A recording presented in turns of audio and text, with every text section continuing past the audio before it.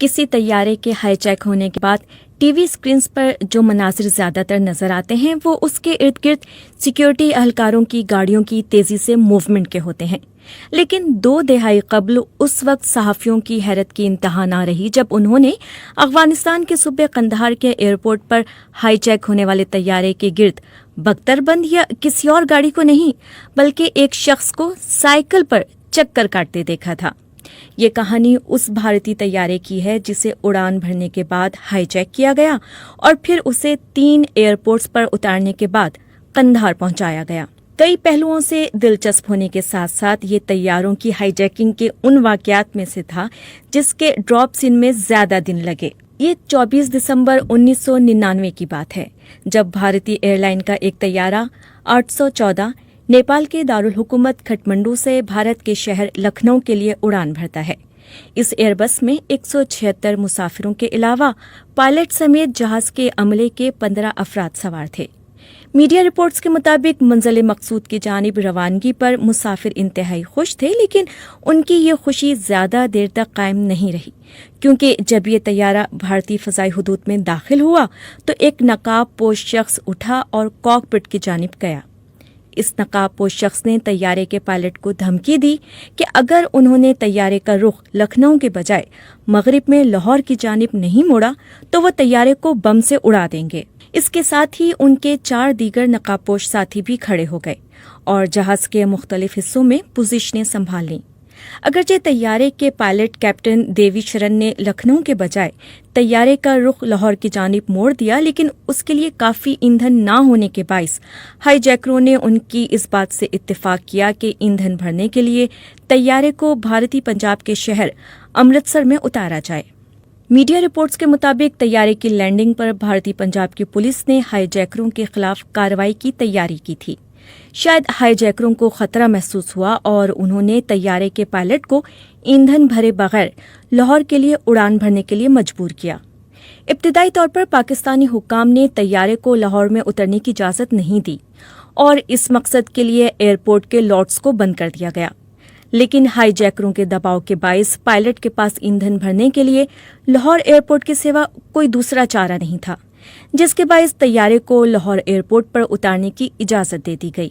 ईंधन भरने के बाद पाकिस्तानी हुक्काम ने तैयारे के पायलट को फौरी तौर पर लाहौर एयरपोर्ट छोड़ने का कहा।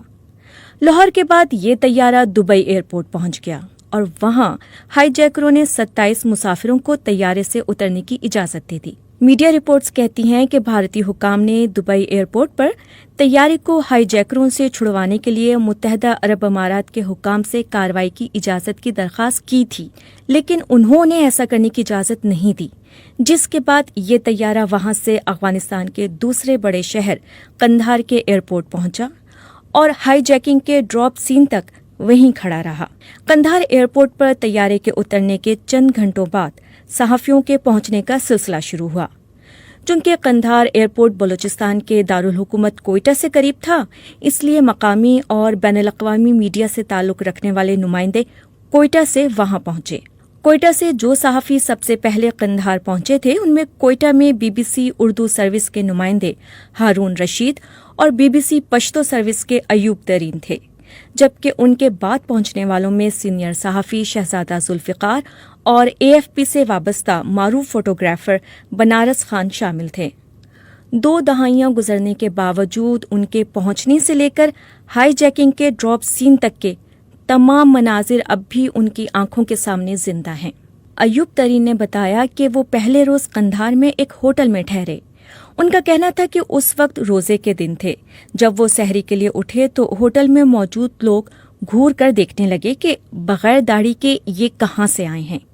उनके बकौल होटल में मौजूद लोग इस बात से बेखबर थे कि किसी भारतीय तैयारे को अगवा करके उनके शहर के एयरपोर्ट पर लाया गया है। शहजादा जुल्फ़िकार ने बताया कि उन्होंने कंधार एयरपोर्ट पर जो अजीबो गरीब चीज देखी वो एक शख्स का साइकिल पर एयरपोर्ट पर आना और उस पर तैयारे के गिर्द चक्कर लगाना था। उनका कहना था कि हम इस बात पर हैरान थे कि इस मौके पर तो यहाँ बख्तरबंद गाड़ियां और सिक्योरिटी के हवाले से जदीद तरीन गाड़ियां होनी चाहिए, लेकिन ऐसा कोई मंजर नहीं था।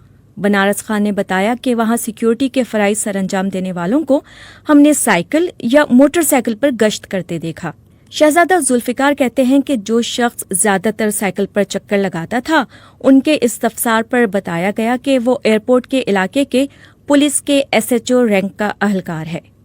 शहजादा जुल्फिकार ने बताया कि चूंकि वो एक अहम वाक़े की कवरेज के लिए गए थे, इसलिए वो रात को एयरपोर्ट नहीं छोड़ना चाहते थे, क्योंकि रात को कोई भी बड़ा वाक़या हो सकता था।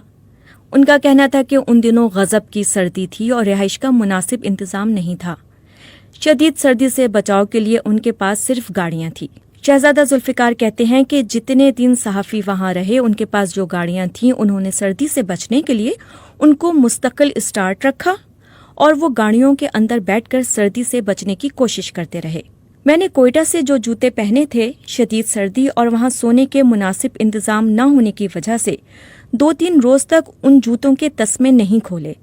उन्होंने बताया कि जहां सर्दी में मुनासिब इंतजाम न होने की वजह से वो सो नहीं सकते थे, वहां इस अहम वाक़े की अहमियत के पेश नज़र किसी के लिए नींद पूरी करना मुमकिन ही नहीं था और इसीलिए वहां मौजूद सहाफ़ियों ने बारी बारी 4-4 घंटे सोने का फैसला किया।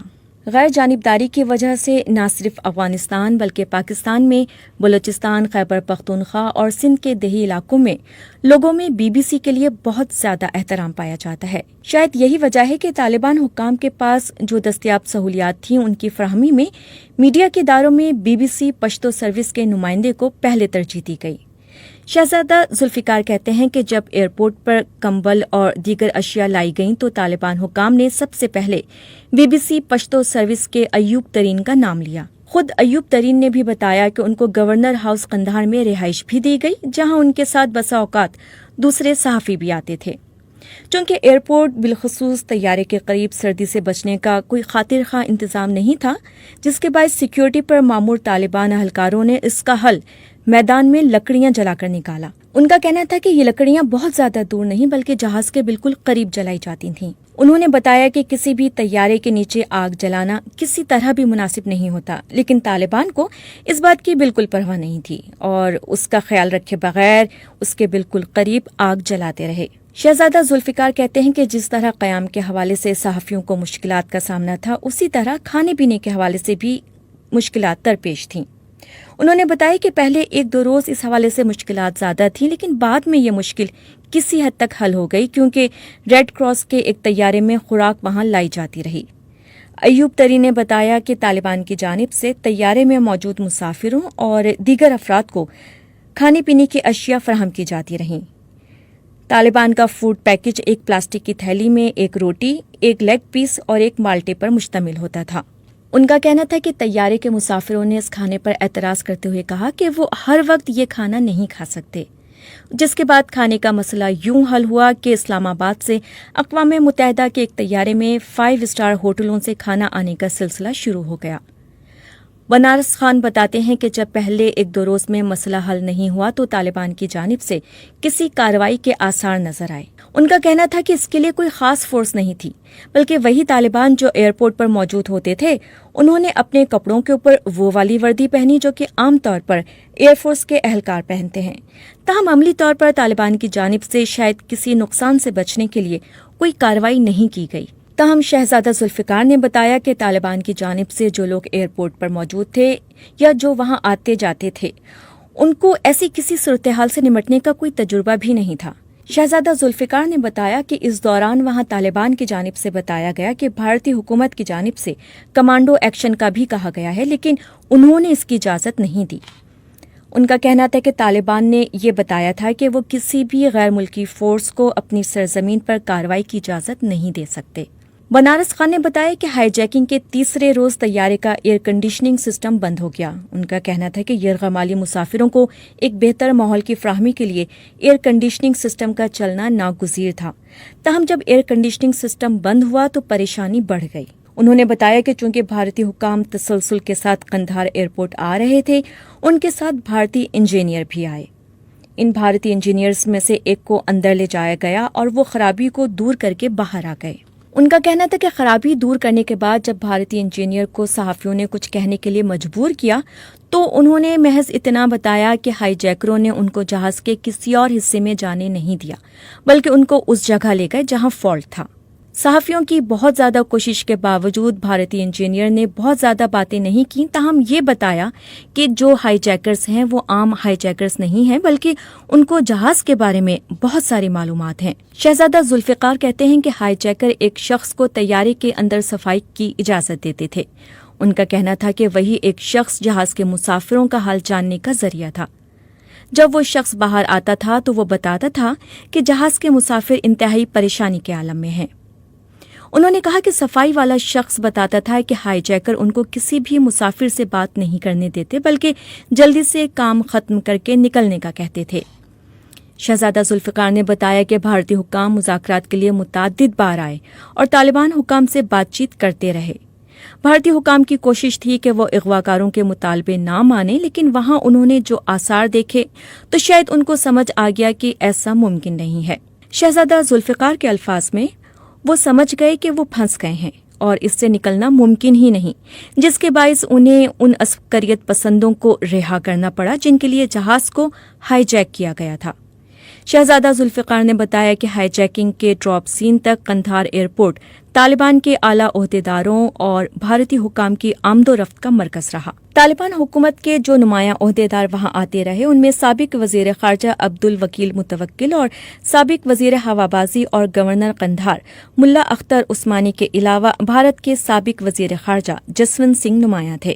انہوں نے بتایا کہ جسونت سنگھ کو 2 مرتبہ قندھار ایئرپورٹ آنا پڑا تھا۔ ایک مرتبہ وہ مذاکرات کے سلسلے میں آئے تھے جبکہ دوسری مرتبہ وہ اس روز آئے تھے جب ہائی جیکروں کے مطالبے پر بھارتی جیل میں قید مولانا مسعود اظہر، مشتاق زرگر اور احمد عمر سعید شیخ کو رہا کر کے قندھار ایئرپورٹ لایا گیا۔ ان کا کہنا تھا کہ جس روز طیارے کا ڈراپ سین ہو گیا تھا اس روز بھارت سے 2 طیارے آئے تھے، ان میں سے ایک میں جسونت سنگھ آئے تھے۔ شہزادہ ذوالفقار نے بتایا کہ ہائی جیکنگ کے ڈراپ سین سے پہلے اس طیارے کے قریب ایک ایمبولینس آ کر کھڑی ہوئی۔ انہوں نے بتایا کہ طیارے کی اگلی جانب سے 5 نقابپوش ہائی جیکرز رسی سے لٹک کر نیچے اترے۔ کمانڈوز کی طرح برق رفتاری سے وہ اترے اور ایمبولینس میں بیٹھ گئے۔ مولانا مسعود اظہر سمیت رہائی پانے والے 3 عسکریت پسندوں کو انہوں نے دیکھا، غالباً وہ اسی ایمبولینس میں بیٹھ کر چلے گئے جن میں ہائی جیکرز تھے۔ شہزادہ ذوالفقار کہتے ہیں کہ یہ معلوم نہیں کہ یہ افراد ایئرپورٹ سے نکل کر کس جانب گئے، تاہم ہائی جیکروں اور رہائی پانے والے عسکریت پسندوں کو طالبان حکام کی جانب سے یہ حکم تھا کہ وہ 2 گھنٹے میں افغانستان چھوڑ دیں۔ شہزادہ ذوالفقار کہتے ہیں کہ جہاں صحافی کھڑے تھے، ہائی جیک ہونے والا طیارہ اس کے بالکل قریب تھا۔